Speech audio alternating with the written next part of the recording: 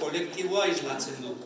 Nire kasuan, gaur aldaka horreitik ondo ez daukadanez, ibilbide zati bat bakarrik egingo. Gizarte modernoari begira. Eta gizartearekiko dugun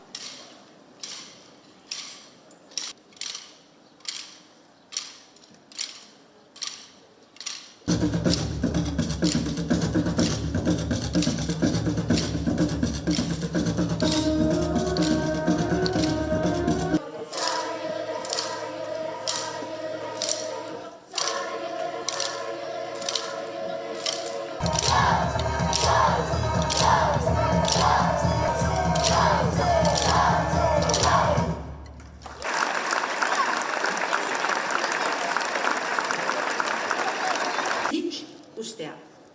Hasieran esan dut, garrantzitsua da lekua egitea.